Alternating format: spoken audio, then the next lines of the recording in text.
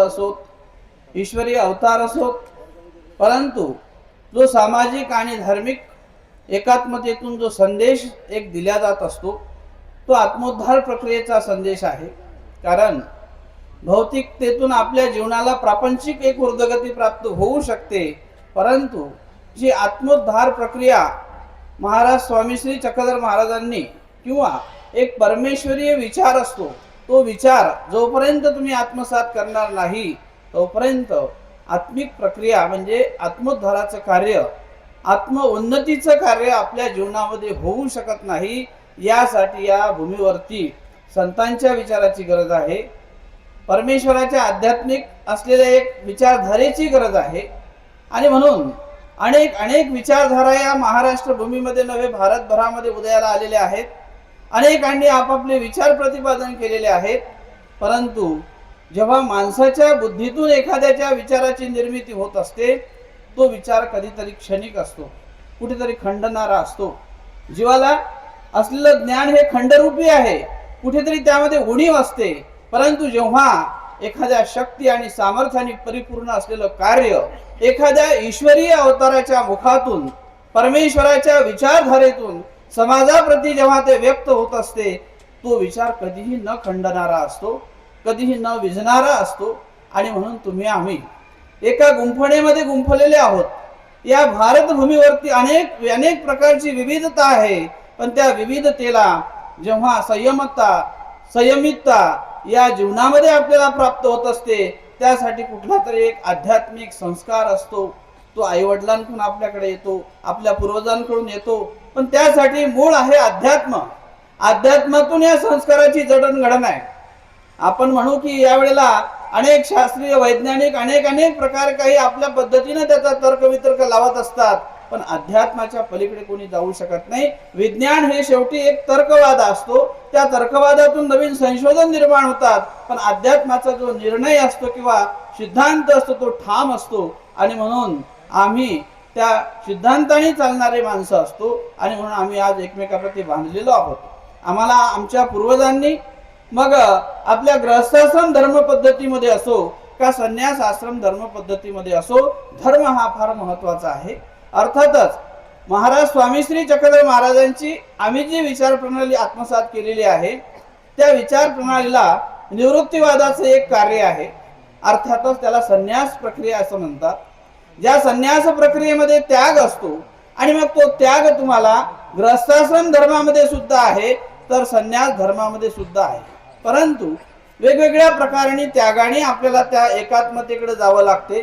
त्यावेळेला कुठेतरी जीवनामध्ये आपण म्हणतो की थेंबे थेंबे तडे साचे, अशा प्रकारचं जीवनामध्ये थोडं थोडं ऊर्ध्वगतीचं कार्य हा जीवात्मा प्राप्त करत असतो. आणि म्हणून क्षणम चित्तम क्षणम वित्तम क्षणम जीवित मानवा एवश्य करुणा नास्ती धर्मश्य त्वरिता गता असं म्हटलेलं आहे की धर्माला सुद्धा त्याच पद्धतीने आपल्या सोबत ठेवून त्वरित गतीने धर्म थोडा थोडा आपल्या जीवनामध्ये उतरावा लागतो. नाहीतर आपल्या जीवनाची जी अधमती आहे, या जीवस्वरूपाला लागलेले अधविकार आहेत, हे माणसाला खाली आणत असतात.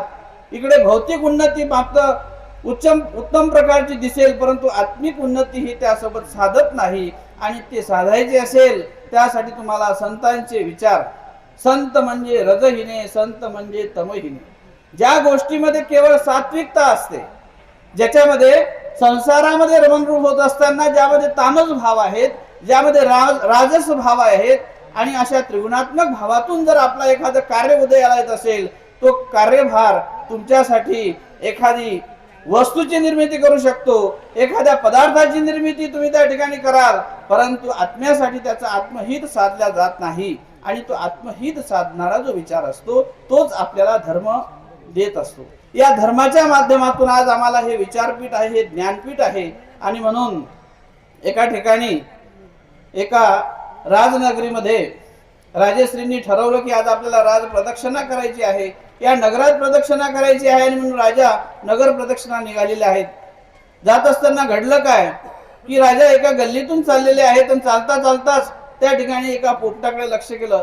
जसं त्या पोपटाकडे जायला लागले त्यानंतर त्या ठिकाणी त्या पोपटाने म्हणजे जो झाडावरचा असलेला पोपट आहे पण तो पिंजरामध्ये त्या घरामध्ये होता. आणि राजाला बघितल्या त्यांनी शिव्या द्यायला सुरुवात केली. अनेक शिव्या दिल्या. राजा क्रोधिष्ठ झाला.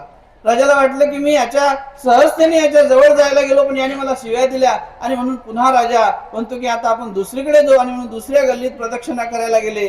त्यावेळेला तिथेही एक पोपट होता, आणि त्या ठिकाणी त्या पोपटाच्या बघून राजाला वाटलं पण आता याच्या जवळ जाऊन पाहू, आणि म्हणून त्या पोपटाजवळ ज्यावेळेला राजा जातो त्यावेळेला अत्यंत आदराने आणि स्वागताने त्या पोपटाने राजाचं स्वागत केलेलं आहे. या स्वस्ती श्री राजन अशा प्रकारचे शब्दोच्चार करून घरामध्ये स्वागतपूर्वक त्या पोपटाने उच्चार केलेले आहेत. आणि म्हणून राजाला राग आला. दोघाही त्या राजाच्या रागामुळे त्या दोघाही गावातले असलेले त्या पोपटाचे मालक त्यांना बोलवलं, आणि बोलवल्यानंतर त्या दोघांनाही विचारलं की यांनी मला गेल्यानंतर शिव्या दिल्या, यांनी माझं स्वागत केलं असं का? त्यावेळेला मालक तर निरुत्तर आहे, पण त्यावेळेला तो पोपटच बोलतो. तो म्हणतो एकही माता एकही पिता एकही तरुवर बसत, संगत गुण है ऐसा राजन बार बार क्यों पुसत.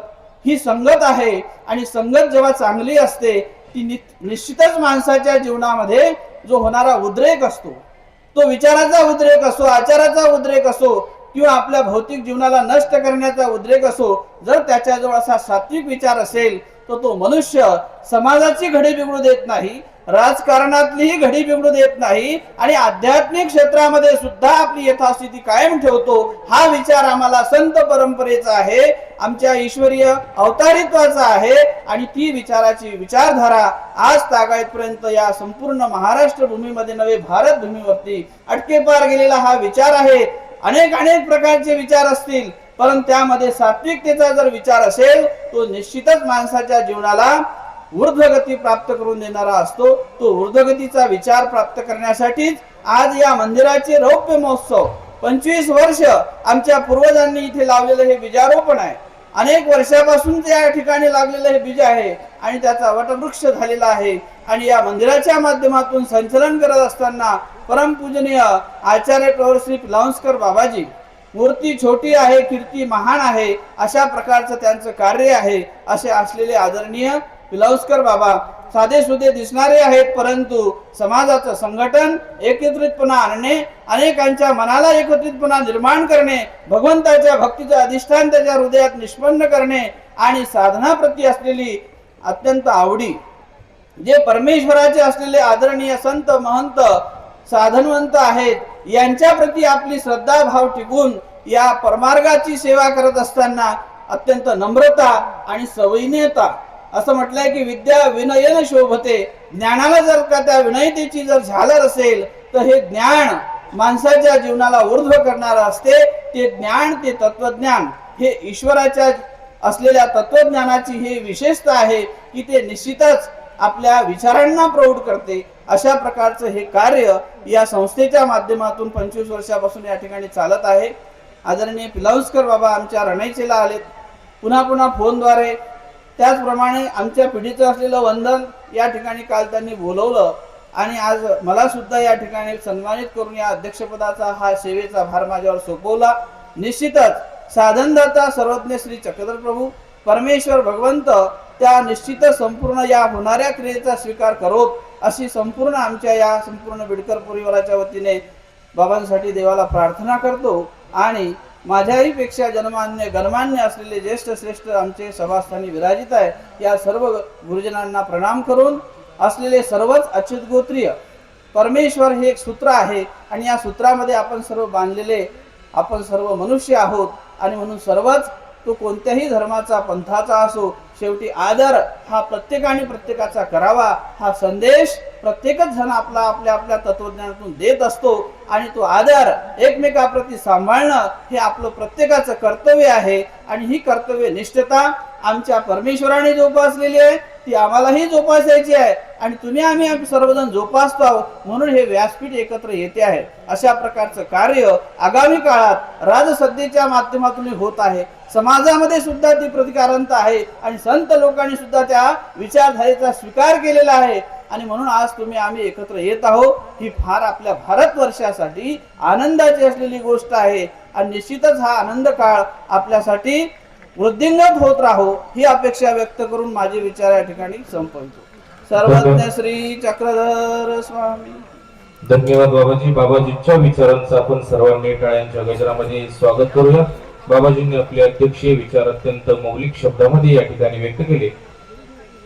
टाळ्यांच्या गजरामध्ये बाबाजींना धन्यवाद. संपन्न होत असलेला हा सर्व सोहळा, या सोहळ्यासाठी त्रिदंडयुक्त विद्वत रत्न सर्वगुण संपन्न सर्वविध आचार्य प्रवर श्री मोठे बाबाजी, संस्थापक संचालक श्री देवदत्त महानुभाव आश्रम जाधववाडी, बाबाजींच्या शुभेच्छा या ठिकाणी प्राप्त झाल्या. धन्यवाद. यानंतर श्रीकृष्ण मंदिर रौप्य महोत्सव संन्यास दीक्षा विधी सोहळा कासारसाई दिनांक 25 व 26 जानेवारी 2026 रोजी हा सोहळा संपन्न होत आहे. आदरणीय श्रद्धेय परमपूजनीय महंत श्री मुकुंदराज बाबाजींच्या वतीने सर्वांना या कार्यक्रमाचं जाहीर आमंत्रण. आपण सर्वांनी त्यासाठी उपस्थित राहायचे. हा, या ठिकाणी आभार प्रदर्शन बाकी आहे. आभार प्रदर्शन आणि आरती या ठिकाणी संपन्न होईल आणि हा रौप्य महोत्सवी ब्रह्मविद्या निरूपण सांगता सोहळा संपला असं जाहीर होईल.